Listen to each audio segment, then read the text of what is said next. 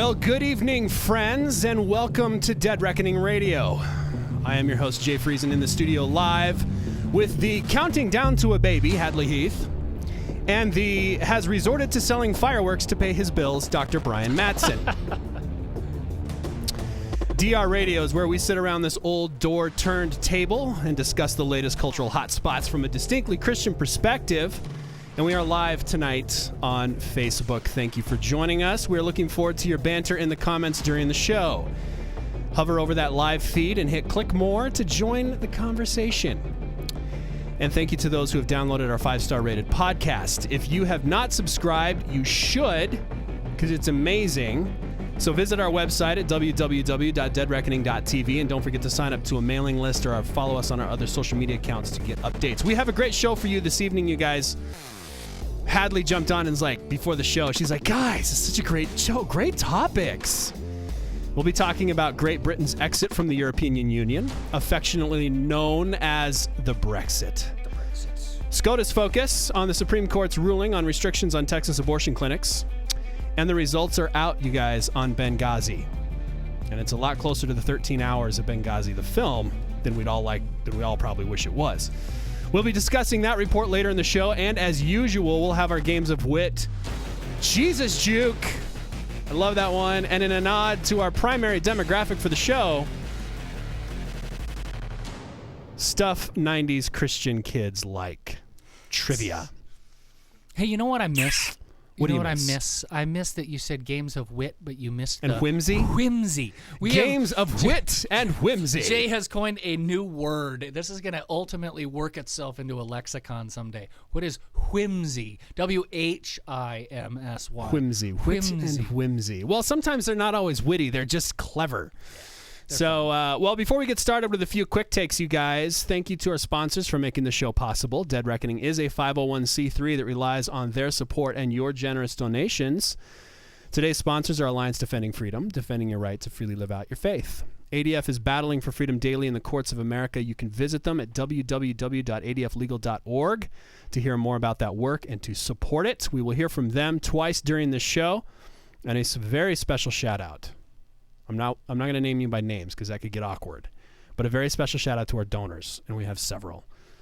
It's like a handful. We have a handful. Small handful. You know who you are. If you have not received swag, email us or message us, and we'll send you swag. We've got boxes of swag sitting here in the studio, and I'm tired of sitting on it. We do have ladies' shirts coming, you guys. I think we're going to order some ladies' cut tees. Just say Team Hadley. Yeah, and I'm going to hashtag Team Hadley. Hashtag, and I'm going to. Well, we never talked about a new design. I like hashtag Team Hadley. Just okay, simple. we'll do it. And people go, what in the world is that? And then like maybe this. on the back, like just this. the logo, Dead Reckoning Radio. Remley, I know you're listening right now. Yeah. Our Director of Digital Marketing and Strategy. So let's make new Team Hadley t-shirts. That would be awesome. And Hadley, should we have a pregnant cutout, like extra belly thing? Yeah, maternity size. Maternity size? Yeah, but sounds good. Okay, cool. Like they make men's underwears with like expensive. the crotch gusset thing. We could do the same thing with pregnant women. I think this is the belly going the downhill belly fast. Gusset Plenty thing. of people have already discovered how to make maternity clothing. Okay, so we don't need to reinvent the wheel. Anything I thought maybe new. we could support biblical procreation. Right. Speaking of women's bodies, no more. Nice segue. Say it ain't so, man. First Playboy nixes nudes, and now Miss Teen USA, the pageant, will no longer have swimsuit competitions. Instead, they're going to model athletic wear. Ironically, Hadley, when you brought this up, I saw a headline that said, this new athletic wear thing is like totally destroying Victoria's Secret's business. They can't keep up. Really? Yeah, it's quite interesting. I didn't read the article because it was like, okay, whatever. Yeah. But it's almost like we're getting back to a standard of morality or something, Hadley. What's going on as our resident lady? Yeah, athleisure. That's a term now. And I think if there's a capital of athleisure, it's Denver, Colorado. Everybody here wears like yoga pants and sports bras that match and that look super cute. But I think, my first thought on the Miss Teen USA is good for them. Whoa. Looks cute? I mean, you're obvious. Yeah. Like even in your Walmart, looks cute. Yoga pants and sports bras. I think that Colorado is the most fit state in the union. So the key. you gotta That's imagine the key. these on like beautiful people. hard-toned bodies that have been climbing 14,000-foot mountains over the weekend. You live in the land of beautiful people. Yeah. Okay. Yeah, Right, but you so- climb 14,000 14ers, but you start at 10,000 feet. I Yeah, mean, it's that not. is true too. Yeah. Okay, go ahead, Miss U. Okay, go ahead. Miss Yeah. Teen USA. Interrupted you. You said good for them. Yeah, I think it's good for them. I mean, this is a pageant that features young women who are 15 to 19 years old, and I think the dropping of the swimsuit competition sort of represents an attempt to move away from objectifying these young women. I just don't think there's any need for Miss Teen USA to have a swimsuit competition. You know, it's kind of weird. I know. I don't see a need for beauty pageants myself. No, I don't either. I think I just think there's a sense of irony when you've got the sexuality of culture moving so far one direction, and here, like, the pageant, like, we're not going to do it. Well, it's almost, look, I mean, when things get so libertine as they have, and, you know, I mean, it's just a free-for-all, sexual free-for-all in our culture, I think it's understandable because we are human beings. We're created in God's image, that there will be some form of pushback that, you know, there's something kind of mysterious about modesty, right? And when all the mystery has been taken out of sexuality, I think it's kind of natural for people to kind of maybe push the other direction and go, you know, maybe we're losing something by sexually objectifying everything. Maybe modesty is going to become in.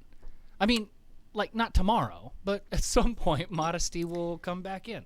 I don't know. You know, the cynic in me says you can worship good health and fitness just as much as you can sexual attractiveness. You know, this could just be replacing one idol with another.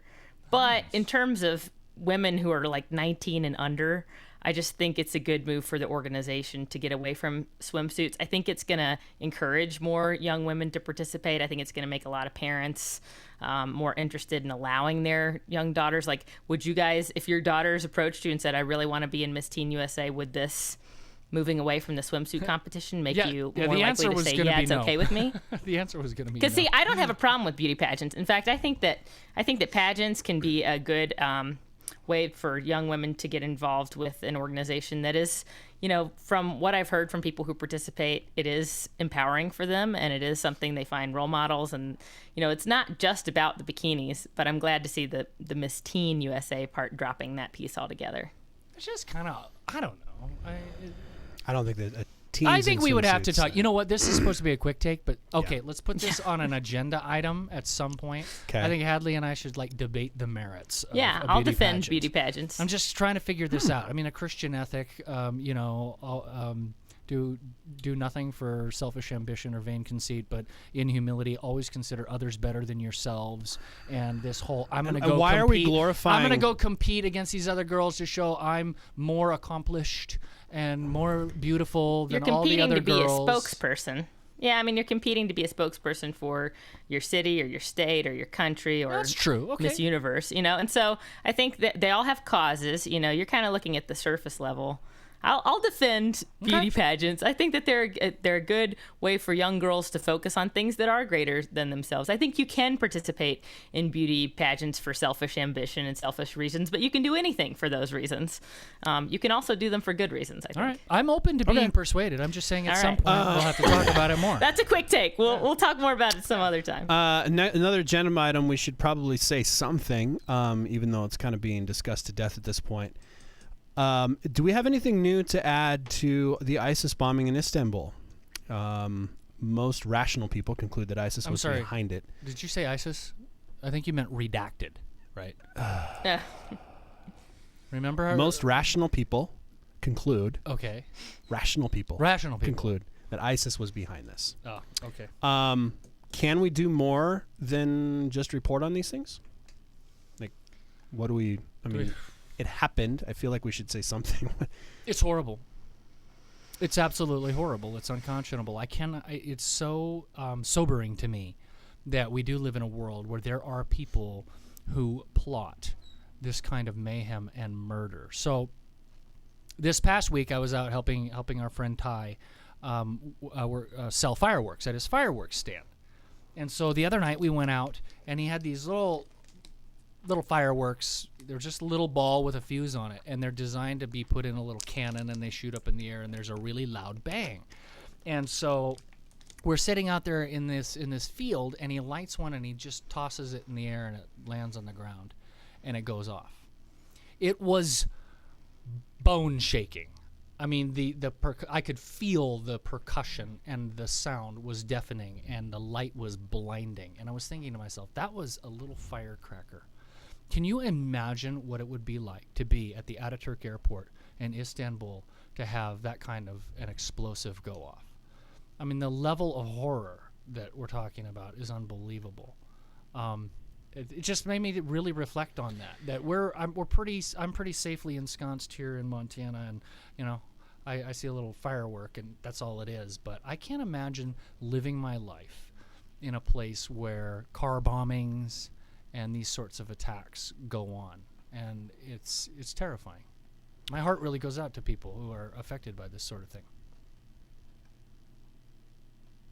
That's my quick. I think my reaction to it in a sentence is, especially how close this comes on the heels of the Orlando shooting, which was also an act of terrorism. I'm afraid with the frequency of events like this that I run the risk of becoming desensitized to it. You know, so I just pray that God keeps my heart fresh, and he keeps the hatred that I have for evil and the anger that I have about what is evil, you know, that I can see these events through his eyes each time, rather than sort of with the frustration and the sigh and the groaning that is just like, oh, I roll, another terrorist attack. You know, I'm almost tempted to just throw in the towel and believe that there's nothing that we can do. Right. Especially given how far Istanbul's from us. But, I mean, these are human beings, and I hope that we don't just get used to it and just accept it. Yeah. If you're just joining us, we're kind of rolling through our quick takes right at the beginning. We'll be talking about the Brexit, Benghazi, and SCOTUS on today's show. You guys, the final quick take we have, kind of an ominous sign. Russia is contemplating their most sweeping regulation of religious institutions since the demise of the Soviet Empire. Essentially, the law would ban evangelism outside the doors of the church. This would have a massive effect on all sorts of missionary efforts, obviously. But as we know from our friends at ADF, religious liberty isn't just under attack on this side of the world, it's also over there. And I couldn't help but be struck how, you know, Brian, when you phrased that, ban evangelism outside the doors of the church, there's so much of that rhetoric in today's culture saying, you know, you keep your religion to yourself. Right. Don't go anywhere else with it. Yeah. Keep it out of the public square. You know, it's really ironic to me because I remember just a year or two ago where Vladimir Putin made a lot of news by going out and praising the Orthodox Church and Christianity, and talking about how, you know, Russia was going to be a great protector of Christendom, and you know he was condemning the deviant morality of the West, and somehow Putin was setting himself up to be a great friend of the church and a friend of Christianity, and I just find this rather ironic. The real Vladimir Putin is not a friend of religious liberty. And this is very ominous for a lot of missions agencies, organizations that work inside of Russia and do evangelistic work. Religious liberty is under attack everywhere. Hadley. Oh, I just think, you know, for the people who think that religion should stay within the churchyard, I hope they understand that for Christians, it is not like bonus points to go out and do evangelism or to talk about our faith outside of the church. That's a mandate. We are supposed to be fishers of men. That is, you know, it's something that we are following out our faith when we do. So it's not something we do culturally like to be annoying to people who aren't Christians. Mm-hmm. It's something that we do because we're motivated by love and the truth of knowing what Christ has to offer each person who's made in the image of God. So the fact that a government would put some kind of limitation on this, it's heartbreaking, not just on the level of this is bad policy, but what are the spiritual implications for a country that's already pretty spiritually dark in a lot of ways. So I hope that my friends who aren't Christians understand, if I talk to you about Jesus sometime, it's not because I'm trying to be moralistic or talk to you about my religion. It's because it is my life, and I want it to be your life too.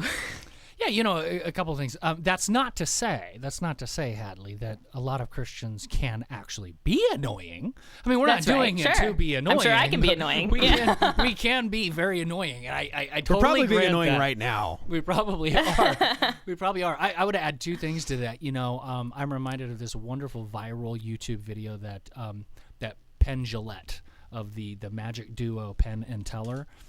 Penn Jillette is just a card-carrying atheist, and he did this wonderful YouTube video where he explains. You guys we should throw this up in the maybe Remley can pop that in the comment window or something. Find this video where he says he doesn't respect people that don't proselytize, and he tells this wonderful story about how he finished the show one night, and this guy came and handed him. He says, "I just wanted to bring you this," and gave him a little New Testament. And he says, I just wanted to give this. And it was really funny listening to Penn Jillette talk about this because he's obviously very unfamiliar with the Bible. And he says, I think it was a New Testament, or the Psalms or something like that, not knowing that it's very common to just print a little version of the Psalms and both. the New Testament both together. He didn't know this. But he was explaining how appreciative he was, that the guy actually was thoughtful enough to bring him this and to talk to him cared backstage. about his eternal soul. Really cared. And Penn Jillette has this famous, now becoming famous claim in there. He says, how much do you have to hate somebody to believe that if they don't accept the message, they're going to hell, and to not tell them the message? He says, I simply don't respect you if you're not willing to tell me and warn me of hell if that's what you believe. It's a really cool YouTube video. So it's amazing.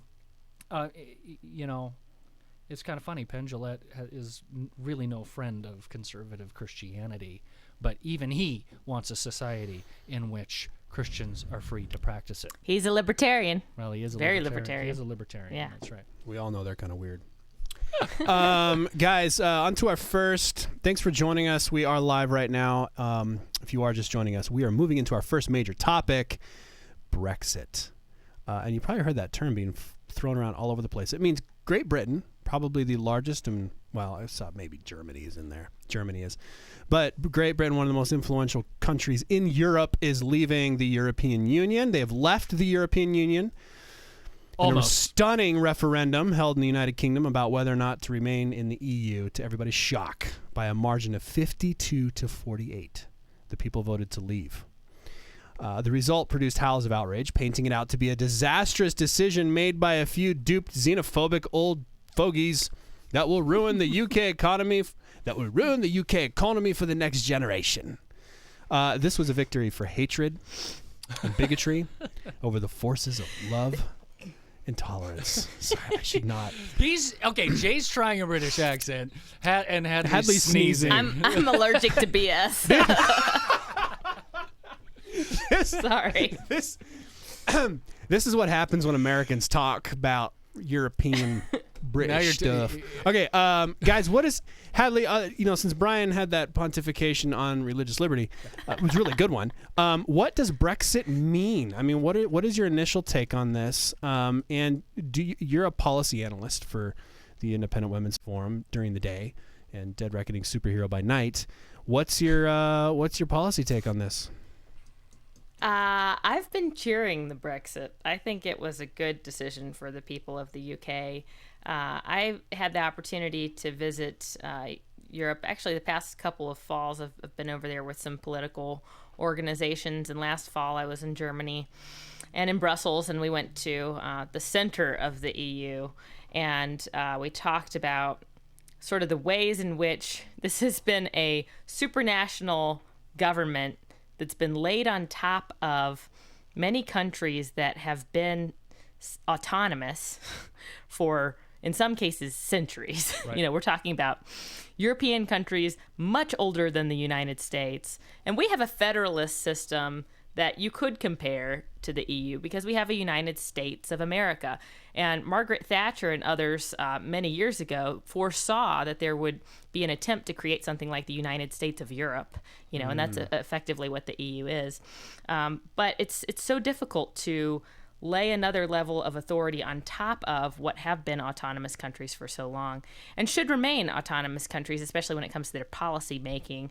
I think what we saw in the Brexit was an alliance between people who really do favor limited local government and freedom and democracy, and a different group of people who are so frustrated with the Schengen Treaty and the free movement of peoples across Europe, that's the immigration policy put in place by the EU, that they voted, each of those groups voted to leave the European Union, maybe for different reasons. But my quick take or my longer take is that people who are comparing this to the United States and saying the Brexit is sort of foreboding of a Trump victory simply because the Brexit was a surprise outcome to many people. A Trump victory would be a surprise outcome for many people. And it's immigration related. And it's immigration related, Right. Absolutely. I want to say to those people, I caution you against, comparing a vote on a policy matter and a vote between personalities, which is what a vote between candidates always is.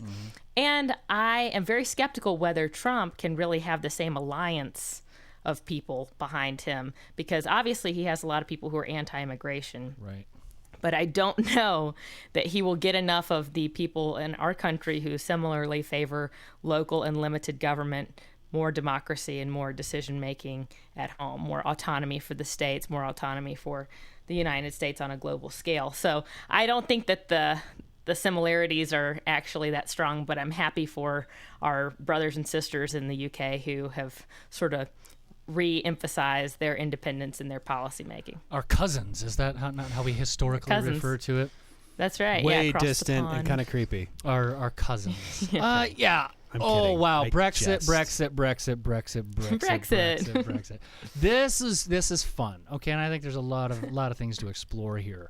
I've gotten to the point that for me to have my finger on the pulse of UK politics, I just need to pay attention to my Scottish friends' Facebook pages.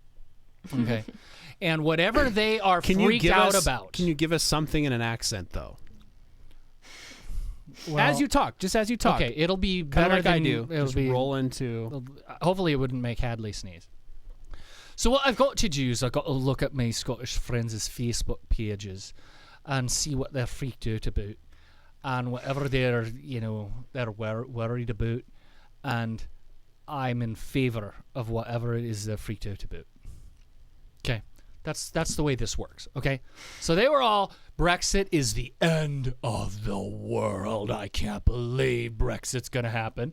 And I just instinctively take the opposite political position as my Scottish friends, because I don't think a lot of people realize this is that Scotland, by and large, and there are some notable exceptions, and if any of my Scottish friends are listening who are exceptions, you know that I'm just making a blanket statement here. I'm not lumping you in with everybody. But everybody in Scotland is just a raving socialist. They are. They're just that they are worlds apart from me in terms of economic understanding, and they're just raging socialists, and they were freaking out about Brexit because and this is the other thing that I think is really worthy of discussion. It is how the Remain campaign is what they called the campaign against leaving the European Union. It is how the Remain campaign has learned so quickly from the progressive left in America to turn every issue into love versus hate, tolerance versus intolerance, peace, love, and understanding, and group hug versus totalitarian or individualist thuggery, right? So that's how they painted this whole thing. Staying in Europe for the Remain campaign meant sing kumbaya and love and brotherhood, and we're all going to Citizens of the world. We're all going to hug and have this centralized government, and those evil forces who want British independence from the EU are the forces of hatred and intolerance. Their rhetoric is so striking. What can I ask a idiot's guide to EU? What did the EU provide the countries that join it? Like what made it great? Nothing made it great. It's failing. Well, then why would they do it? Why did they do it to begin with? The same ideology we just talked about. Citizens of the world. They meet up and they make lots of treaties, and these treaties are anything from trade to immigration to, what kind of telecommunications structure they're going to have from country to country. Unified currency, unified trade. In the Eurozone. In the Eurozone, right. Unified movement of people. They wanted to be the United States. Here's the problem. You don't have anything remotely like the United States. The 50 states in the United States are largely pretty homogenous in terms of culture, cultural values, ideas, language. We're unified. I'm sorry, but Europe is a far cry from that. So they tried to make kind of a United States of Europe. Still trying. But all they did is they added another layer of unaccountable bureaucracy and government over the tops of these local autonomous governments. I just had if you're just joining us, we're talking about the Brexit. I just had a conversation with my kids this morning in the car about how we as humans tend to make things way more complicated than they should be. Everything we do is just way more complicated than it should be. Right. As I'm getting really tired of saying this. I say it all the time now. But life isn't rocket science. X is not rocket science. We're not trying to cure cancer here. And it's like, it sounds like you just add this layer of bureaucracy. We're just making everything more complicated than it really needs to be. Well, I think that's certainly what the Leave campaign wanted to argue, is this is way too complicated. First of all, we're funneling billions and billions of pounds into Euro to prop up failing countries in the Eurozone. Okay, so this just ends up being massive wealth redistribution between nations, and let's be honest, that's what's happening in the European Union. France and Germany are propping up Greece and Italy, okay? I mean, in Greece, you got to understand, when the government tries to make people work more than 30 hours a week, they have rioting in the streets and they torch cars, okay? It's no wonder they're poor. They're broke.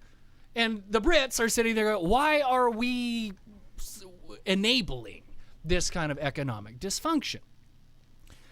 They shouldn't be. This is a stroke for liberty for Britain. Now, here's the thing. All of the people howling with outrage are convinced. They are convinced that this spells economic doom for the United Kingdom. Economic doom. The pound is going to drop. They're not going to have any more trade deals with Europe, because we're tearing up all of the EU trade deals, and we're too connected for that. Okay, look, whole civilizations would fall. Little perspective here. There are 55 million people in England alone. It is, and so I'm actually, in my estimation here, I'm letting Scotland secede. They're going to be their own country and try to join the EU on their own, so they can all have socialist hugs together. Go for it. Okay, go for it. Go for it. That's the worst thing they could ever do. But just keep producing scotch, please. Please keep producing scotch. And you know what? We'll even negotiate a good trade deal on scotch. A good trade deal, Less tariffs. Okay, there's 55 million people in England. They are the world's fifth largest economy. That tiny little island. It's because of scotch. 55. No, I'm talking about England. Oh, that 55 million people is the world's fifth largest economy. You want to tell me that them unshackling themselves from the millstone of the European Union spells economic doom for them? This is economic liberation for them. And mark my words, they're going to see an economic renaissance and flourishing in the UK as a result of Brexit. Are there going to be short-term tremors in their financial markets because of the uncertainty around leaving? Well, of course there are. Yes. There already is. I'm saying in the long term, there is no way the world's fifth largest economy is going to fail by asserting its own sovereignty and independence. They are going to succeed. And so hats off, cousins. It was the right thing to do. Hadley, I'm tired of hearing Brian talk. Hey, she gave a What long kind take. of- She gave a long take too. She's easier to listen to. Oh man. I get no love. I get no love. I think that you hate me. No, I don't hate you, Brian. You hate I don't me. hate you. Just do better I accents. think we than I need do. some Team I hate Brian you. people in the chat Brian. window to cheer Brian up. No, You're, I've you're discovered against love and tolerance. You know, we're You're bigoted. You're hateful.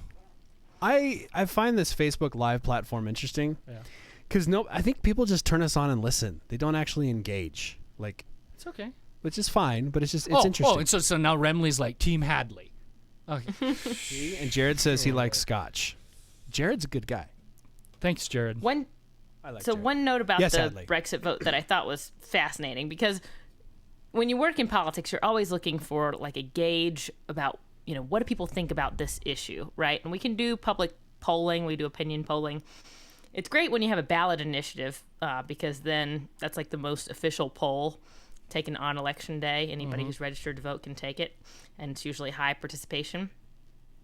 But in the United States, my experience with a lot of ballot initiatives is you read like this paragraph of like, do you not want to raise taxes by negative Oh, it's so true. 5% index to whatever for the next 20 years, and then it's in a trust fund that, oh my gosh, it's They're so complicated. incomprehensible. Complicated. It's just Right. more complicated. And I saw a ballot from the UK from this Brexit vote, and it was like, Should the UK leave yeah, the should the UK EU? Yes. remain no. in the EU, leave the EU. It was like very clear. Like, here are these two options. Like a very difficult thing to screw up. Well, as but a in great spite- Brit once said, brevity is the soul of wit. Yes, That was And, William Shakespeare. Sorry. Just, So Christiane Amanpour was interviewing Member of Parliament Daniel Hannan, who I'm a huge fan of his. And she was doing exactly what you're saying, Brian. She was trying to turn this into a look at how these old cruddy racists in the UK used this vote to, basically put down the immigrant population. And she was saying, shame on them. They don't even understand what they voted for, because as Daniel Hannan was saying, this doesn't mean that the UK is going to embrace one immigration policy or another. It wasn't a vote about immigration policy. It was a vote about who gets to make the decisions about immigration policy. Right. And that's Brussels the most or London. Right. Right. That's the most important thing, I think, to take away from the Brexit is this was not a vote on a particular issue. It was a vote on who gets to decide the issues, right? And who decides is one of the biggest questions that we face in every public policy debate, whether it's like who decides which health insurance company you should have, or who decides which light bulbs you should be free to purchase, or who decides, where your kids should go to school. These who decides questions are so critical in the world of public policy. And so I'm glad that the UK ultimately, a slim majority of people got it right. And that's why the Brexit vote was successful. But I would encourage people to watch this interview with Amanpour and Hannan, because she does the typical, this must be a racist thing, and he flat out rejects it. He shames her for trying to use that argument, and then he makes the argument that I've heard many people in favor of the Leave campaign making, that this actually makes Britain more of a global country, less of a country tied to Europe, and one that can actually do trade and make immigration decisions based on people's coming from all over the world and products being traded all over the world, that they are free to do business with Asian countries, African countries, and the Americas as they see fit, rather than through the lens of Europe. And this free movement of peoples thing, when it comes to immigration, that only applies to people within Europe. Doesn't apply to immigrants from other parts of the world. And so he and several others have made the argument that by leaving, Britain is now free, if they so choose, to make an immigration policy that is more fair to all the peoples of the world, rather than favoring Europeans. And that to me is just mind-blowing, because the people who are accusing the Leave campaign of racism are typically saying, oh, you don't like brown people, Right, because that's right. That's what they mean, but that's actually could be the opposite outcome for the Brexit vote. Right. Yeah, and I concur with you, Hadley, that the interview Christiane Amanpour did with Daniel Hannan was really quite mesmerizing to watch. Those Brits can argue. Yes. And he did a great job, I thought. At the same time, I just find the way in which the British left just ignores the fact that they do have an immigration problem. Disturbing. It's one all thing. Of Europe does. Yeah, they do, and to just blithely ignore that. Like, I mean, she puts up some videos of some old, crusty racists who are clearly Right. racist. Get the immigrants out of here, blah blah blah blah blah. Yeah. And I'm like, okay, it's one thing to do that, but can you, Ms. Amanpour, at least acknowledge or admit that giant Muslim ghettos in the heart of London with radical mosques is a problem that needs to be addressed? Doesn't even Areas exist. you cannot even go into. Not even on her radar screen, apparently. But the important thing is Britain will now be able to resolve their problems on their own and on their own authority, and I think that's a smart move. It is. You are listening to Dead Reckoning Radio Live if you're joining us on Facebook. You guys, don't get me started. We're about to go to a break. Hadley, don't get me started on what kind of light bulbs you can buy. When the Obama administration said we could only buy a certain type of light bulb, I've been going them through them. They're supposed to last forever, Brian. Every 2 weeks, I'm changing one out. I can't believe it. We have been so duped. Have we been duped? These little curly Q things. It'll last for 4 years. And they take 10 minutes to turn on. So you're walking around in the dark, and it's they're awful. so infuriating. Okay, when we come back, you guys, we're going to be talking about SCOTUS and some recent Texas rulings. And then we'll be having, what else are we going to do? We're going to talk about, at the end of the show, we're going to be talking about Benghazi, which is going to be good. Don't forget Wit and Whimsy. I won't forget Wit and Whimsy. When we come back after this message from Alliance Defending Freedom, the trivia game, stuff 90s Christian kids like. It's going to be awesome. We'll be back right after this.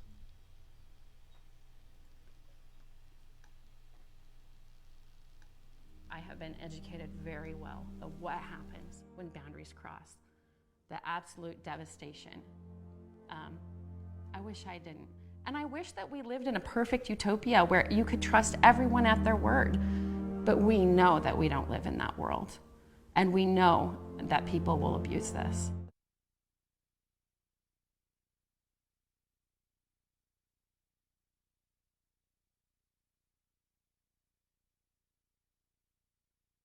At the end of the day, what I really want is for everybody to be safe and everybody to be respected. But I think there are a lot of ways that you can accomplish that without compromising the safety and the dignity of such a large portion of the population.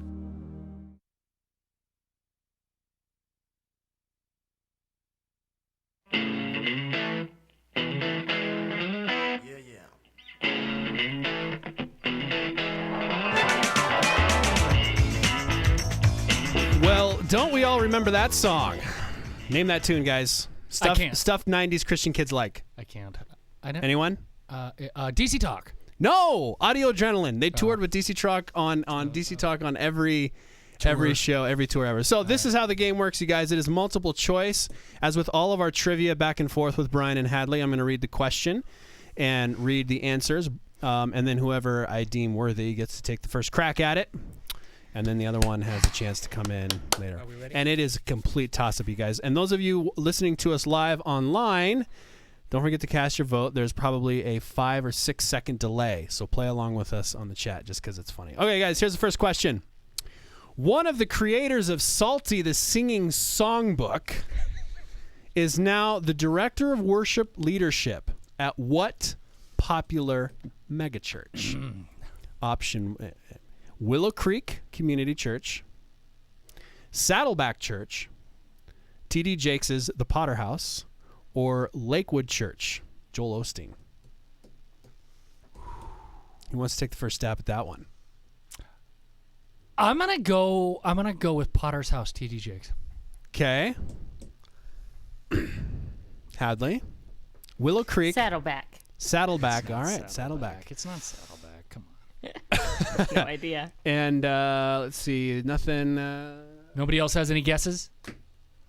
No, they might be playing catch up too, because sometimes you know There is a Facebook delay. is working on this chat window thing. Okay, guys, the answer: one of the creators of Salty the Singing Songbook is now the director of worship leadership at Saddleback Church. Oh no! Oh, Yes. stake through the heart. Oh, Mr. Creepy. Tell you what, if you want some they're creepers, salty, man. The videos they did were creepy. All Very right, creepy. Hadley, Okay, guys. you win. Hadley, you win, so you can take first crack at this one. The man who originated the role of Bible Man was also known. This goes back before the 90s.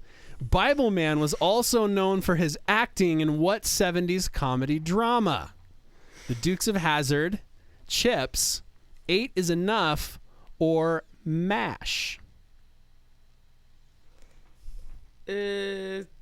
Dukes of Hazzard. Brian, that's incorrect. You've got Chips, 8 is Enough, or No, this is the MASH. guy who invented or was the man who the Bible originated the answer man? role of Bible Man. Yeah. A Bible man. Chips. Answer is 8 is Enough. Now, come you on. guys are That wrong. is I never even terrible. watched. I watched Hazard. I watched Chips, and I watched a lot of MASH. I never watched 8 is Enough. Remember how I never saw it either. Not Radar. What's the name of Radar in MASH. in MASH? No, the trans. Yeah, transvestite? No, He's not No, he's transvestite. not. He's the guy who's dressing up as a woman Yeah. just so that he. But there's a word for that, like transgender. no. What's funny? transgender, What's so trans- funny about that is that Cross-dresser. I don't Not remember. he was a cross dresser, But it was such a crazy thing. But at the not time. so long ago, though. He was actually dressing up as a woman to provide evidence that he was mentally unstable. Do Yes. you know how politically incorrect that is these days? How is MASH even broadcast anymore?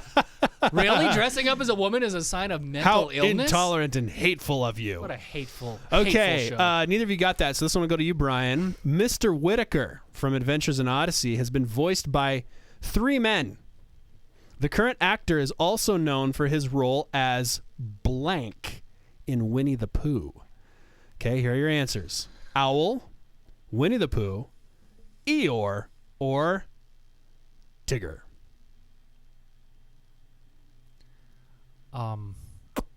Tigger. I have no idea. Tigger. I'm just gonna go with Tigger. Yeah, double good. You're wrong. Okay. Hadley. Mr. Whitaker from Adventures in Odyssey has been voiced by 3 men. The current actor is also known for his role as the Owl, Winnie the Pooh, or Eeyore in Winnie the Pooh. The owl. Ding, ding, ding, ding, ding. Man, she's good. Well done, Hadley. fire. You know. By the way, Hadley, Megan wonders how old you were in the 90s. In 1991, I was Little Miss Cleveland County Fair, which might explain that's my so bias cute. for beauty pageants. So cute. And I was 3 years old. Oh man, in 91? 91? Man, you're young.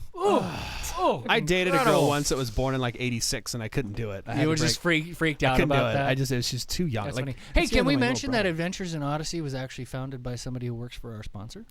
Oh, yes, That's yes. I don't, but he actually went to work for our sponsor because he got kind of tired of the. Well, kinda he'd done sit in the Adventures in background. Odyssey a long time, but a shout out to him if he Chuck watches Bolte. our- Chuck, if you're Bolte. listening, you're a hero. I remember when I met him at a conference. I was like, "Oh, you're Chuck's- Chuck Bolte." Chuck's a He good just guy. laughed, and I recognized the voice. I was like, "Oh, that Yeah. voice just makes me warm and fuzzy inside." Chuck's a good guy. Warm and fuzzy inside. To his kids, though, they hate listening to Adventures in Odyssey. I was like, "Arr." All right. Okay. Here's the next trivia question. Stuff 90s kids liked. Hadley, you won, so you get it. The characters from this series made their first appearance on Carmen's Yo Kids and Lawrence the Cat, which I've never heard of. Carmen's Yo Kids, obviously I have. Carmen, as in the 90s Christian singer known for The Champion. The Carmen, the Yeah, singer. The Oh. singer. The characters from this Yeah. series made their first appearance on Carmen's Yo Kids. McGee and Me, Salty, The VeggieTales, or Bible Man. Wow, this one is a crazy answer. I'm just going to go with VeggieTales because I liked VeggieTales. You are correct. Wow. The characters from VeggieTales made their first appearance on Carmen's Yo Kids. Wow. Wow. Wow. Okay. That. Do you I have think he any had a song idea? called Mission 316. You guys remember that song? I don't Was know, that a but didn't he Carmen cast song? out demons? Like Do I you could never guys go to his have- concerts because Do you guys have any idea how subculture we have gone here? I mean, we've just lost it. Yeah. Most people are like, "What are they No, talking actually, about?" we went from 10 to 14, and now we're back down to 11, and then 12, and then it That's comes back. And We've People just know gone what ways. VeggieTales are, though. True. VeggieTales were huge. Granted, but Carmen. Megan, I was 12 in 1991, I think. 10, 11, yeah. 81, I was 10. Yeah, I was 12. Brian, you were I'm not like- revealing my age. Brian was like 15. He was like going to Nirvana concerts. I was 15 in 1990. Wow, I'm good. Okay. Right. So, VeggieTales. Brian, you can take this one. Okay.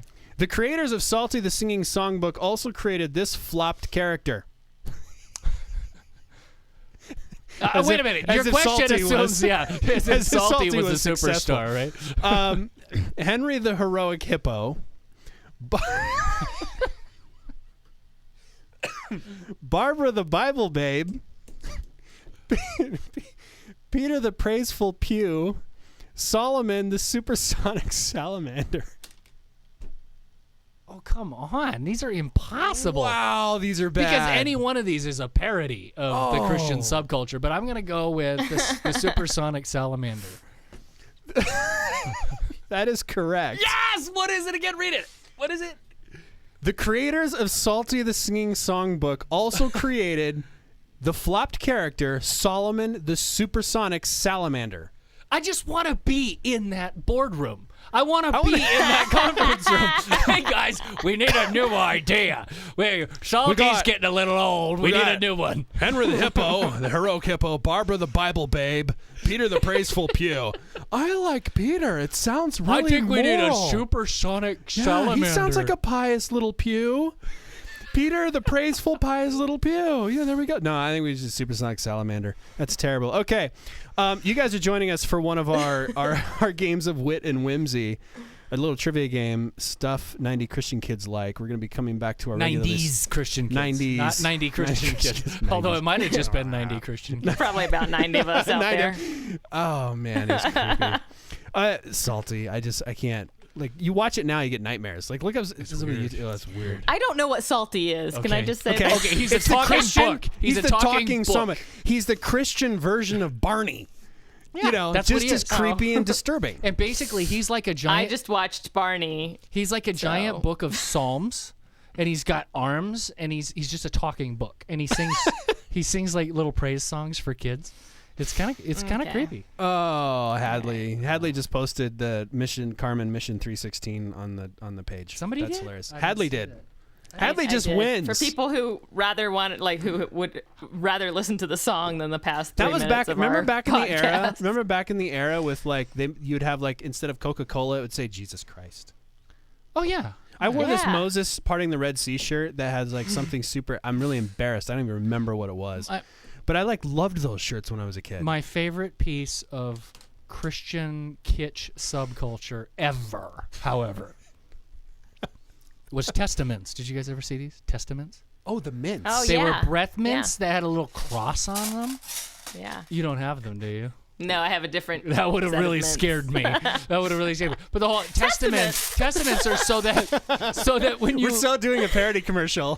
when you hand your breath mint to your bad breath coworker, he's gonna take the breath mint and go, "Oh, what does this little cross mean?" And then you can tell him about Jesus. I do still have. I have a WWJD keychain. Oh, That's cool. JD. the amount of, I wore Yeah, a cross. that's right. I wore one of those cross made with like the big carpenter nails. Yeah, the Remember nails, those? the carpenter nails. I love that thing. I Oh. wore it everywhere. So I got my cross. So cheesy. Got my Okay, cross what's and the my Jesus do shirt? we have Okay, another okay. question? Yeah, we got one more. Number 6. The voice of Connie Kendall on Adventures in Odyssey has been played. I need to tell Chuck Bolte about this segment of the show. The voice of Connie Kendall on Adventures in Odyssey has been played by the same person since 1987. Wow. She is. I watched. Are you gonna get to the question? Yeah, I listened to Adventures in Odyssey so much. Yeah. B6B 4G3. That is the That is the Canadian zip code if you want to send them correspondence. Oh, wow. You listen to a lot of Adventures in Odyssey. Oh, it was bad. Okay. The voice of Connie Kendall on Adventures in Odyssey has been played by the same person since 1987. She is also known for her voice role in what 90s cartoon? Darkwing Duck, Muppet Babies, Adventures of the Gummy Bears, or My Little Pony? I'm going to say Darkwing Duck. Okay. Hadley? She doesn't My remember Little any Pony. of these shows. Did you watch My Little Pony? Do you even remember any of these shows, Hadley, or are you too young? Well, I was an exceptional child, so I remember a lot. You're still exceptional, Hadley. You're still exceptional. It's just kind of cute. She goes with My Little Pony, and I'll go with Darkwing Duck. It's kind of cute thinking about little Hadley watching My Little Pony and little It's kinda Brian cute. like Darkwing Duck. Darkwing Duck, yeah. Yeah. What's the Wanna be answer? superhero. All of them. Oh! All of them, yeah. You didn't give us an all of the Connie above. Kendall. Connie Kendall. It was a trick question. Connie Kendall on Adventures in Odyssey has been playing that role since 1987, but also plays characters in Darkwing Duck, Muppet Babies, Adventures of the Gummy Bears, and My Little Pony. I never got into Darkwing Duck, but I really like Muppet Babies. Megan on the live stream says that Darkwing Duck was the best cartoon. Megan, I actually really, really liked DuckTales. Yeah. I was a big DuckTales were fan. good. Yeah. Does anybody remember Shirt Tails? Maybe I like things with I don't tails. remember sure. Shirt Tails, they were like all the little tree characters. They Oh. had the little things that their shirts changed slogans and things. You remember Shirt Tails? I don't remember that. Mask. Do you remember Mask? Anybody remember? That's like way back. The Jim there. Carrey movie, The Mask? No, there was this little cartoon called Mask that had cool like planes. I have very, very faint memories of loving the toys. I was a Teenage Mutant Ninja Turtles kid, so that was I liked that show. Megan, crossed nails were worn by really hardcore Christians. I was a hardcore Christian kid. Can we like trademark that hardcore Christian kid? Hardcore Christian kid? Yeah. Probably not. I don't know. All right. As you well know, Jay, it's expensive to trademark things. Trademarking Dead Reckoning. Actually, it wasn't that expensive. It was a little more expensive, like It was pretty expensive. the research, making sure nobody else had already filed the trademark. Yeah. How ridiculous is that? All right, so anyway, the U.S. Supreme Court, topic number 2. Thanks for joining us on Dead Reckoning Radio. 3 Christians around the table talking about things that are happening in the world from a distinctly Christian perspective. The U.S. Supreme Court wrapped up their term, handing down some notable decisions. The most notable is perhaps Whole Women's Health versus Hellerstedt, a challenge to a Texas law that placed restrictions on abortion clinics. Namely, it held abortion clinics to the same code standards as any other outpatient medical clinic. In a 5-3 decision, the court concluded that requiring abortion clinics to have those same standards as other medical facilities somehow violated the constitutional rights of women seeking abortion. Maybe the right to have an abortion done in a really nasty place with unsanitized equipment. I guess. Hadley, as our resident expert in said topic, She's not an expert on that topic for her day job, though. but so for maybe her she needs to- nighttime superhero work at Dead Reckoning, nighttime superhero work, she can. I saw her shaking her head. So we'll, I'm an expert on being pregnant right now. Oh, one time makes you an expert, I huh? thought Brian's that's where had you were 3. going with this. Brian's not been pregnant with any of them. That's so. true. Brian's wife. I was just wondering why one time makes you an expert. I'm an expert on it right now. Oh, okay. You soon learn that So every what child is do you different. think of Whole Women's Health versus Hellerstedt? Oh, I mean, it's sad. Obviously, it's a loss. I don't think it's a surprise. Even if Justice Scalia had been alive, we would be looking at a 5-4 instead of a 5-3, because Justice Kennedy sided with the liberals on this one. Author of the famous Casey versus Planned Right. Parenthood versus Casey abortion case in which they upheld Roe versus Wade. So this isn't a huge surprise, is it? Right. It's like the court trying to protect this right that the court created. So all they can do is cite themselves. They're not really citing like a federal statute or an amendment to the Constitution. They're just kind of citing themselves. Or isn't it funny? Isn't it funny that now that you mention that they can't actually appeal to any legislative history, because the so-called right to abortion on demand has no legislative legislation. history. It's never been Right. legislated. It was simply decreed Yeah. from the bench. So it is funny. They're just quoting themselves. Yeah. So, they're the authority on this. They're the ones who made the decision in Roe. They're Right. the only ones who could overturn Roe, or Casey, but I confess, Hadley, and I'll just run this by you. I confess to being a little surprised, though, because of Carhart. yeah. Because of Carhart. Now, Carhart versus, that was a Nebraska case in which the Supreme Court affirmed and upheld the partial birth abortion ban in Nebraska. And that seemed to indicate or signal from the court some willingness to allow states to have a little bit of autonomy and sovereignty in regulating the abortion industries in their own states. This almost is just sort of a way backtracking from that, isn't it? I mean, Well, in the majority opinion that Justice Breyer wrote, he said something like this is a quote from his decision. We now use viability as the relevant point at which a state may begin limiting women's access to abortion for reasons unrelated to maternal health. what? I know. It's like they're just making up rules, and they're like, "Oh, it's good because we're following the rules that we made up." It's like we use viability just because we want to. So, okay, now I So want to know. that's- So, can you explain to me then how that applied to this case, though? I mean, how is that relevant to this case?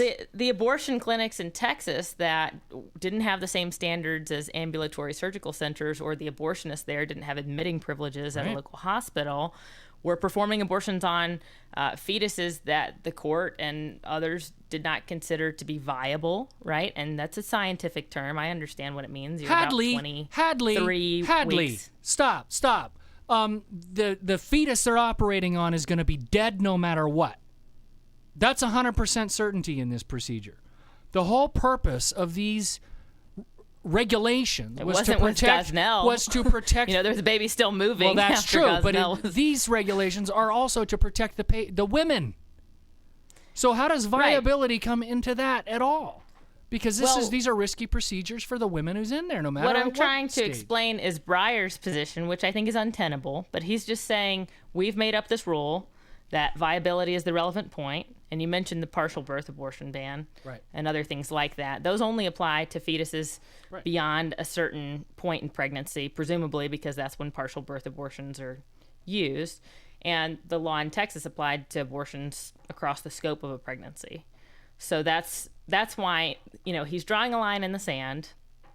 You may not agree with where he's drawing a line in the sand, but that's where he says states can put regulations in place that would limit a woman's quote-unquote right to abortion without having to relate it to maternal health. So since these clinics are not doing late-term abortions, therefore they're exempt. The state cannot regulate or hold them to a higher regulatory standard. Right, or if the state wanted to regulate them, they could only regulate them with regard to those abortions that would apply to viable fetuses. See, I just find this absolutely breathtaking, ladies and gentlemen. It's absolutely breathtaking. I have a family member, a close family member, who was part of the medical team that was starting up an ambulatory clinic. This is an outpatient surgery center that was starting up and ended up never starting up. And the reason it never started up is that the local hospitals didn't like this independent surgery center, it's competition, and did not sign an agreement that they would have, that the doctors would have hospital admitting privileges, and didn't have a transfer agreement guaranteeing that if something goes wrong with our patients, they can be transferred to our hospital. So 2 pieces of paper they did not get. Shut down the entire thing. Center never opened. Okay? And yet here we have, so this just, what I'm saying is this regularly happens. That surgery centers and medical facilities have to have these things in place. Everybody is subject to these things unless you're an abortion clinic. That's what the American left is now. Well, is if now you're saying. talking about regulation, the left is all for it until it comes to abortion. Until it interferes with the sacrament any of other their industry, ideology. any other right, even. I mean, Justice Thomas, who wrote the dissent in this case, pointed out that, there are some constitutional rights that the court treats differently than other constitutional rights. He said the decision perpetuates the court's habit of applying different rules to different constitutional rights, especially to the putative right to abortion. Yeah. And I couldn't agree with him more. I guess I said earlier this wouldn't have made a difference if Scalia were still living. I would have loved to hear his commentary on this, and I would have loved to read his scathing dissent. Surely it would have been. But Justice Thomas is another very valuable member of the court, and I appreciated his dissent in this case. But unfortunately, when you're writing the dissent, that means you've lost. The Babylon Bee, I believe, came out with another wonderful satirical editorial. I believe the headline was something like this: Justice Ruth Bader Ginsburg's favorite lunch spot, a taco truck, is more heavily regulated than an abortion clinic. Which I thought that was pretty funny. Yeah. I had a thought about this earlier today, and you guys can tell me if this is unwise for me as a political commentator to just be so honest about this. But this is how I feel. You realize we're on the air here. Yeah, but we saw the shooting in Orlando, right? And then what happened? Gun control advocates came out and said we need to control guns. And so they proposed this no-fly, no-buy idea where people on the TSA or people on the FBI watch list shouldn't be allowed to purchase guns, and the counter argument, we've talked about it on the show, is what if the government doesn't have a perfect list? What if you end up taking guns from people or taking gun rights from people who don't deserve to have those constitutional rights? By the way, there is an amendment to the Constitution that protects your right to bear arms, unlike the right to abortion. Right. So, that seemed all right with a lot of people on the left, because I understand, and surely they understand too, that their end goal is for nobody to have gun rights. Their end goal is for members of the military and the police to be the only people in society with guns. They don't care, if they accidentally take away Second Amendment rights from a few people in their effort to overregulate guns, because their end goal is to get rid of all guns. Right. Well, I'll be honest with you. I'm pro-life. I would love to see a day where we got rid of all abortion. If you're talking about these regulations, getting in the way of women's access to an abortion, as if that's a bad thing, I'm pro-life. So I'm going to be like, yeah, good. Interesting. Yeah, this throws up a hurdle to women accessing abortion. I'm all right with that, because my end goal is that I would like for no one to get an abortion. You're making an interesting point here.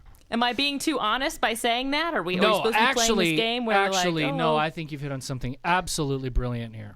Hopefully, thanks, Brian. No, and I wanna summarize it back to you, because I think this is really important, because one of the tools of the left on this issue is they say things like this. This law was just subterfuge. You want to regulate this abortion clinic not because you're worried about a woman having a surgery in a substandard facility. You're using this as a springboard because you oppose abortion itself.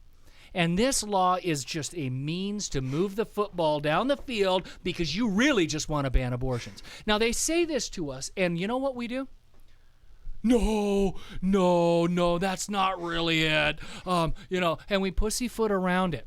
You're making the brilliant point that when they propose common sense gun regulations, we all say, you guys are trying to confiscate guns.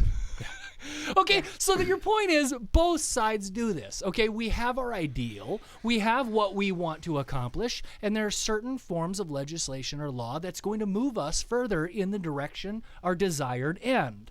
So what you're saying, Hadley, is we should just be more honest about this. Is that what you're saying?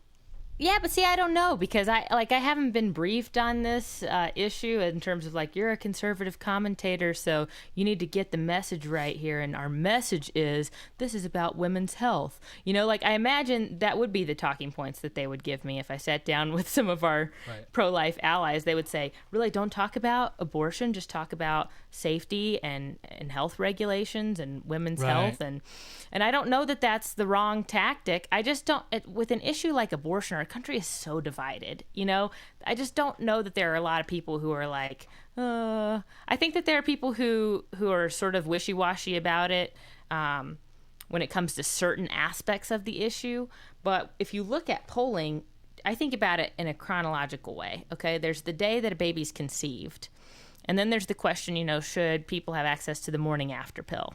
Right. And you're much more likely early in a pregnancy, People will be in favor of it. Not even clear if the baby's been conceived or not yet. Many more people are in favor of that form of, you know, treatment, whatever you want to call it. Abortion. Maybe some people would call it abortion. Well, that's a tricky one. But if you're talking about the day of a birth, the day that a baby's about to be born, you know, 35, 36 weeks, then you'll have many, many more people say, no way. Oh, that's just wrong, you know? Right.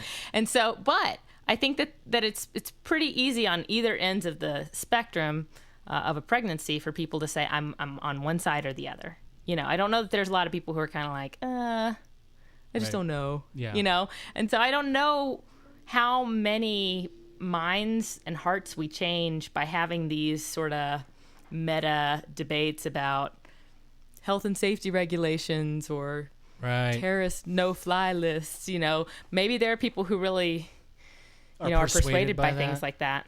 You know, I want to go back to my my rehash of your analogy here, though, because I missed something. I was saying that, you know, part of the problem is when we get accused of, oh, you just really want to ban abortions. That's what this is about. We kind of deny it. But, you know, the left does the same thing, because when we say, you guys just want to confiscate all guns, they deny it. They say, oh, no, we don't. Hunters, you guys can keep your guns. You know, we're not against handguns. It's not the terrorists. It's just assault weapons we want. We just want common sense regulations. And that's good for them, right? But conservatives come along and say, we'd like some common sense regulation of abortion clinics, which is exactly what the Texas law was. Common sense regulations. You got to have the same regulations as other ambulatory clinics, right? Common sense. And they say, you just really want to, you know, ban abortion. Well, yeah. Oh, yeah, we do. But why are your common sense regulations common sense, but ours aren't? Well, you know, we can do this all day. I mean, there's, you know, in Justice Breyer's decision about abortion, about the law HB2 in Texas, he said, what did he say? I quoted him on my Twitter earlier today. He basically said that a new layer of regulation is not going to stop determined wrongdoers. You know, so he was talking about Gosnell and the impetus for these abortion regulations. Where is that logic when it comes to guns? Exactly. I mean, Justice Breyer is the one who wrote the dissent in Heller, which was a case about the Second Amendment in Washington, D.C. And so there is a lot of seeming hypocrisy in these issues, because if you just see these two things, gun rights and abortion rights, as sort of equivalent, then I think the hypocrisy and the inconsistency mostly lies with the left, because I would say they're actually dramatically different things. We do have a constitutional right to bear arms. Right. There's nothing in the Constitution about abortion. There's, you know, owning a gun, which is a moral act. There's committing an abortion, which is an immoral act. And so I think there's abundant reasons why we could have a legal system that outlaws abortion and still allows people to own and bear weapons. But if you think of these things as the same, which presumably some people do. Yeah, you should treat them the same. You should treat them the same, you know? And so I'm wondering, what would Justice Breyer say if I said, you know, determined wrongdoers are not likely to be convinced by a new layer of regulation? Okay. Let's apply that to Heller. Tell me what you think about guns, right? Really? Right. Let's get down to it. So I think the inconsistency lies with them. I think that it's the court is becoming more and more arbitrary. I mean, I think that's just the nature of the case. We're becoming less and less ruled by the Constitution and the text of law and statutes and legislation and legislative history and all of that. Even stretching back to common law. It's now what's the political agenda, and let's make it happen one way or the other. There's precious little law in any of these rulings, it seems to me. But we'll come back to it, and that was just one Supreme Court case. There are a lot. We might be able to touch on this in the next few shows, but we are just running out of time for this topic. Are you saying that we were long-winded, no, Mr. Friesen? No, I'm not. I'm saying that Facebook gives us a 90-minute time limit, and it's hard out. They will cut us off. I'm sorry, folks. But what we do, for those of you joining us that have just joined us or have joined us in the last 10 minutes, we definitely go deep on these topics. We don't shy away from this stuff. That's what Dead Reckoning Radio is about. That said, we just talked about SCOTUS, and you know who's in SCOTUS all the time, fighting for our... fighting for our religious rights. ADF. So we're gonna take a break and thank our sponsor right now. And when we come back, we're gonna talk Benghazi, and we're gonna do the last game of Whit. Jesus Juke. So get your Jesus Juke on. Prep it now. We'll be back right after this. A pre-enforcement challenge is a type of lawsuit a person can file when the government is threatening them with the enforcement of a law, but has not yet actually enforced it against them. These kind of lawsuits have a rich constitutional history within our country and have been used for decades to protect our most fundamental First Amendment freedoms. In fact, the political left has used them to great effect to achieve their goals and legal aims. They've used them to challenge laws regulating partial birth abortion, laws regulating the sale and distribution of pornography, laws regulating child pornography, and even laws regarding the surveillance programs that were spawned from the 9/11 attacks. Now's the time for Christians to benefit from this legal mechanism, the pre-enforcement challenge as well, as we are increasingly seeing governments using sexual orientation non-discrimination laws to compel Christians to create or print or promote messages that violate their core religious convictions. The purpose of filing one of these pre-enforcement challenges is to turn the tables on the government. Rather than waiting to see if they're going to enforce a law against you, you can file a lawsuit to seek an injunction to prevent them from being able to do so in the first place. Our case in Coeur d'Alene, Idaho is a perfect example. Our clients, the Knapps, who run the Hitching Post, a for-profit wedding chapel, the Knapps are also ministers of the gospel and perform the ceremonies there, found out through media reports that the local city believed that for-profit wedding chapels, if they declined to perform same-sex wedding ceremonies, would be in violation of the local sexual orientation non-discrimination law.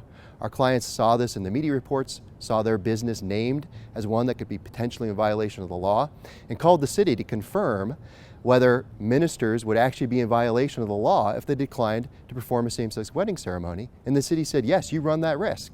So rather than waiting to see if the city made good on that threat, as soon as the Knapps received a request to perform a same-sex wedding ceremony at their wedding chapel, Alliance Defending Freedom filed a lawsuit to prevent the city from being able to enforce the law against them at all. If you're a Christian business owner and you're concerned that one of these sexual orientation non-discrimination laws is going to be enforced against you, call Alliance Defending Freedom. We can assess the risk of your situation and advise you on whether a pre-enforcement challenge is possible under your circumstances. We'll represent you free of charge and will help you protect your most cherished First Amendment freedoms. And if you win your lawsuit, you will be protecting the rights of Christians all across this great nation.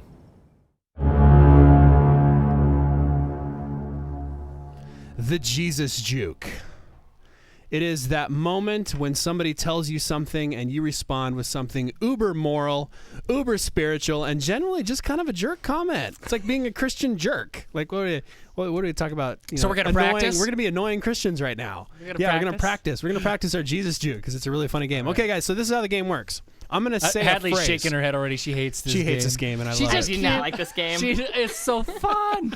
It's so fun. I think Hadley is such a warm, lovely, nice, friendly Christian girl. She just doesn't even like doing this as a joke. You know. I know. I mean, it's She's to just her so credit and everything. I feel like we're making fun of Jesus jukers. like Yeah, we are. yeah, we're making fun of Jesus jukers. But we are. that just because they're Jesus jukers doesn't mean they deserve. No, you know be what? made fun You of. know That's what? not. I disagree. I'm Saint not. Augustine of Hippo said ridiculous things deserve to be ridiculed. I am not ridiculing the person. I'm ridiculing what they say. I'm ridiculing the Jesus juke. Hate the sinner, not the sin. Exactly. There you go. The Jesus juke itself should be ridiculed. There you go. I said Okay, it you guys. backwards. Okay, you guys. Here's the phrase, and for those of you listening to us live, thank you for joining us on Dead Reckoning Radio. We're going to be talking the Benghazi report here in a minute. Here's the phrase, and if you're listening to us live, then feel free to pipe up in the chat window. I will have it open. All right, I'm gonna put on my best. I'm Jesus really enjoying Vacation Bible School this year. It feels like a really great outreach for the community. Okay? Innocent comment. I'm supposed to Jesus juke that? You're supposed to juke that. Right. I'm really enjoying Vacation Bible School this year. You know, it is Vacation Bible School season. Feels like a really great outreach to the community. Well, you know, outreach to the community is about more than 1 week per year. Jay.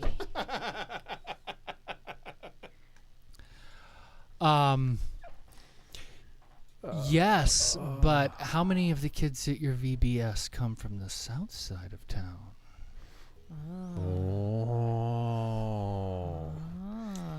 Oh man. Rimley How needs was to my chime in on the Jesus chat juke? because Rimley is really good at these. Rimley's- How was my hilarious. I thought my Jesus juke was pretty good. Your like, Jesus, now for those that all don't the little know, kids from your rich neighborhood yeah. went to your VBS. you know how many of those kids Oh. come from low income families? I guess instead of saying the south side kids, you know. It feels like a really great outreach for the community. Yeah, but what about the rest of Billings? Whose community? Oh, your little bubble. your little Oh, your church Your member little- community. Oh, your you're little providing a Christian brethren. daycare for all of your wealthy So- yuppie friends. So on the chat, Jason Vaughn just or maybe his wife is watching, Jennifer, just writes LOL. Megan says, I just wish we'd spend that much time and money on feeding the homeless. Oh, that's a good one. That's a good. She wins. That's a good Jesus joke. No, we're not done. We're not. We can come up with better. Jesus jokes. Remley says, I don't think the kind of outreach Jesus did looked like VBS. No, he did not. So Jesus juke. So now when you get Jesus juked by the president of a major world nonprofit, We're still like gonna I keep. did, We're still gonna keep coming back to that, aren't we? Yeah. yeah, he created a new game. If I ever run into him again, I'm like, thank you see. for being a Our best game of wit and whimsy came from him. Was thank you for inspired being by a jerk. his. Thank you for being a jerk, sir. Jerkness. Don't know if you were serious or not, but it was a jerky comment. So thank you. You've given us new material for our show. Dead serious. I think it I was. was there. It was ugly. It was a ugly. really ugly Jesus juke. It was really ugly. Remley So- can confirm this. She was Yeah, sitting right there. right. With us. Moving on, guys. We have about 10 minutes, 15 minutes for this next topic. The Okay. House Committee investigating the events of September 11th, 2012 in Benghazi, Libya, released their final report. And likely none of us have read the whole thing, except maybe Brian. But it isn't pretty. Providing metric tons of documentation and testimony from the law enforcement and intelligence communities. Intelligence. I said The intelligent intelligence. communities doesn't usually refer to the government. Don't. Sorry, I just had to throw that out there. The intelligent community. It clearly lays out the timeline of the terrorist attack on the American consulate that resulted in the deaths of 4 Americans, and that it establishes that the Obama administration knew from the initial moments that this was indeed a coordinated terrorist attack on an American outpost. Yet they insisted for weeks that this was a spontaneous uprising caused by some obscure video on YouTube. I hate to say this probably confirms something we already know, but the question is, will this report really matter? Isn't No. Hillary Clinton's report? So you're saying Hillary No. Clinton's role in Benghazi is already sort of baked into the It is. the electoral calculus. It of is. the Yeah, election. I and really it's believe baked it is. into like the media coverage. Let me just read you guys a few headlines about this Benghazi report. Okay. Yeah. LA Times. Republicans release Benghazi report with no new evidence. Bloomberg.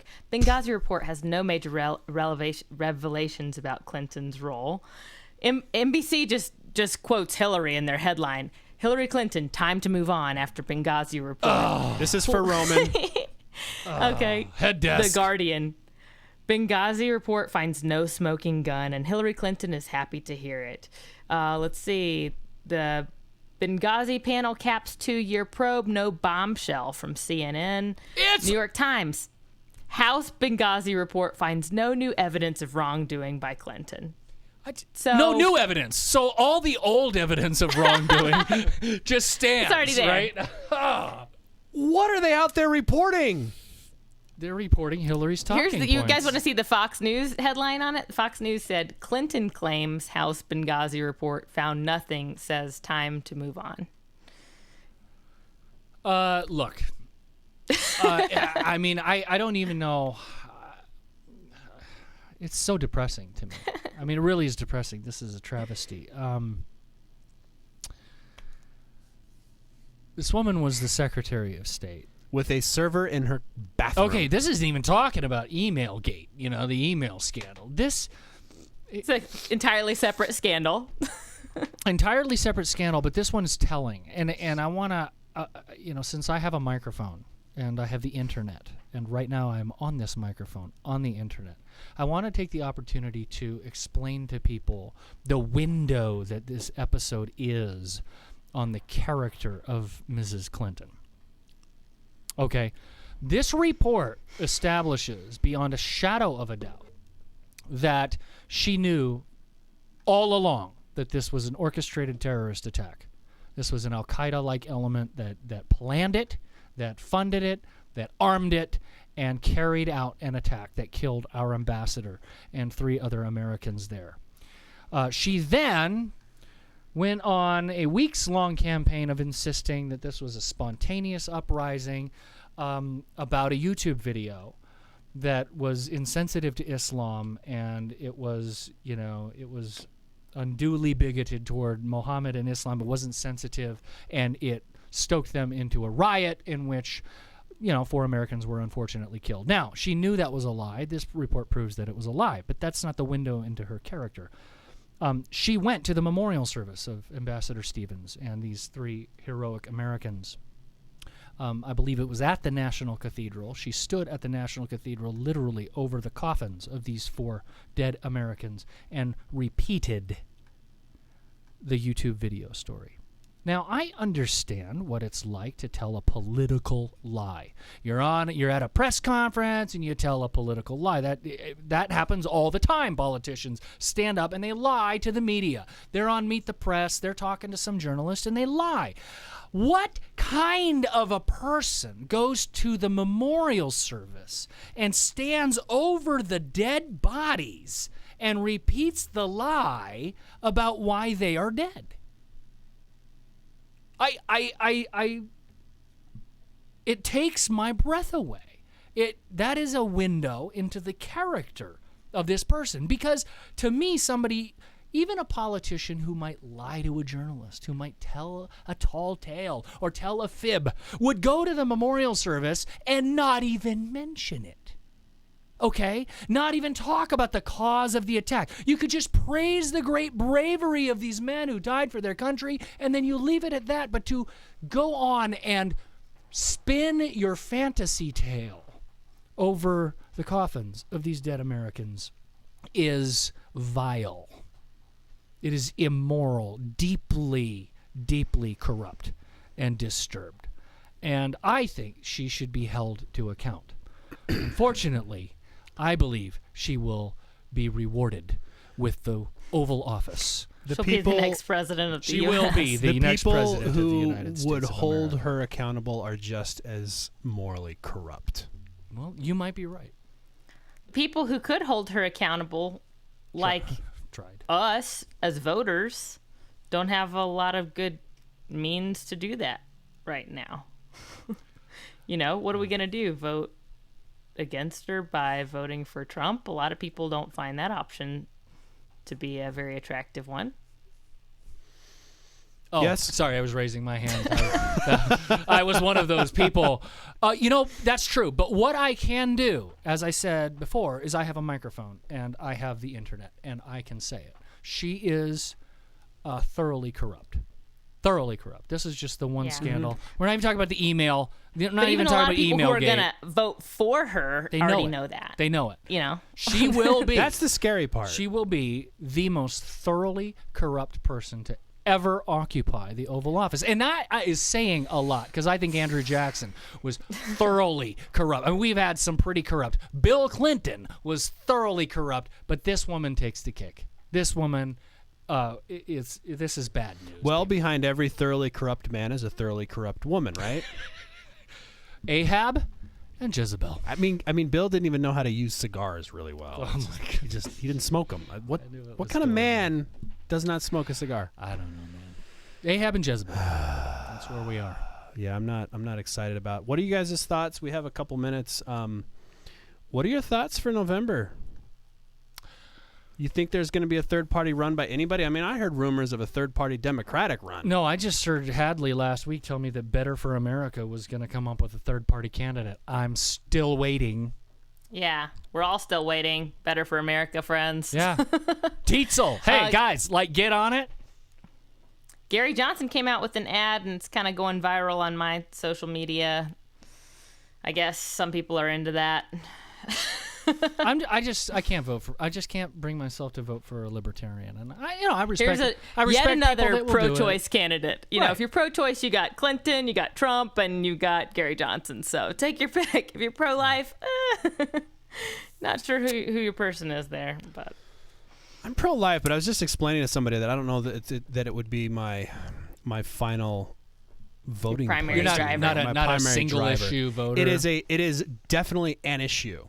It's a big But I don't know. priority I wouldn't vote for it if everything else was like out the window. Yeah, I'm yeah. really concerned right now about foreign policy. That's like a big concern of mine, namely because we are so connected and terrorism is on the rise and ISIS is going after the world. Brian, we made this joke on DRTV calling them ISAO, Islamic State of the world, and it also had the connotation of a pig, of a which pig, we liked. yeah, which That we was- liked. And I don't think Hillary hear you. obviously can't get on, but Trump is clueless. No, yeah, I hear you, and this is something we should actually talk about sometime, guys. We should put this on the thing: is how should we calculate voting as Christians? And I'm not saying there's a one answer to that. I would simply point out, though, that while I totally agree with you about the foreign policy concerns, this is a very dangerous world. We need somebody who has some resolve and some know-how and some knowledge and some wisdom in that regard.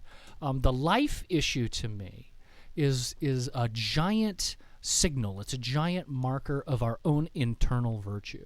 And I am just one of those people who I don't think we're going to be effective around the globe if we continue to be an unvirtuous society at home.